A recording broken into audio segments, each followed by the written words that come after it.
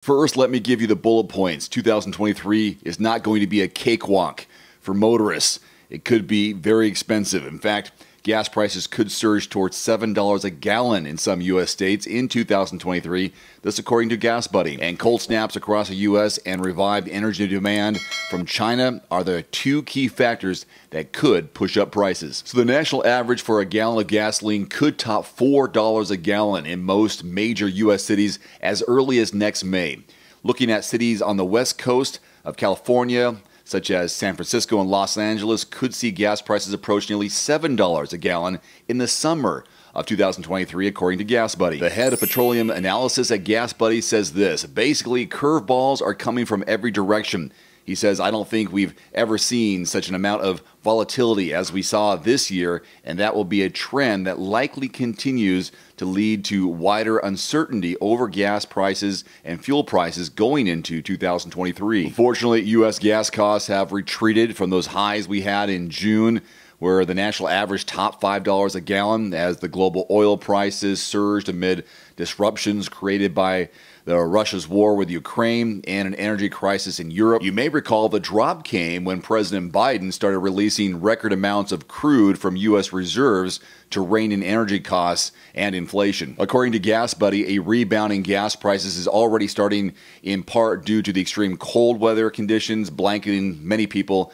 and many states in the U.S., which has caused havoc in refineries and curbed the production of gasoline and diesel. 2022 closed with a yearly national average for gasoline of $3.95 a gallon, the highest yearly average recorded. The analyst at GasBuddy also said this: China's reopening is a wild card to watch in coming days and weeks. The window may be closing on those ultra-low prices that we've seen over the last couple of weeks. As China has reopened, oil prices have rebounded. Overall, however, GasBuddy has noted that drivers are estimated to spend 10% less on gasoline in 2023 compared with 2022, given that the national average household is likely to spend $277 less on fuel. One more quote from that analyst from GasBuddy. He says, what we saw in 2022 was simply madness at the nation's fuel pumps, with records being set seamlessly left and right as COVID imbalances persisted and Russia invaded Ukraine. He goes on to say, while it's highly unlikely that lightning strikes the same spot twice, the storm clouds over oil and refinery markets may persist, and there still could be some spikes as the market remains somewhat tight. This comment from Jacob: if gas prices hit $7 a gallon nationwide, that means diesel will probably trend closer to $9 a gallon.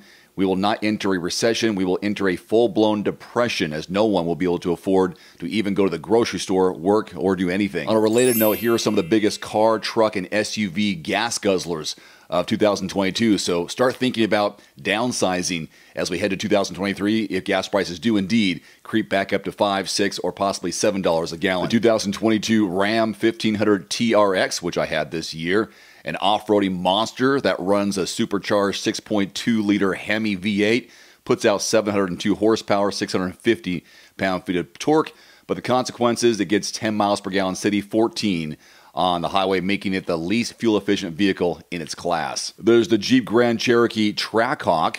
This one has a 6.2-liter V8, putting out 707 horsepower, 645 pound-feet of torque. Yikes. 11 miles per gallon city, 17 on the highway. The Chevrolet Colorado ZR2, another off-roader that looks pretty awesome with a raised suspension, electronically locking rear differential, and all-terrain tires. Those are some of the things that come standard with it.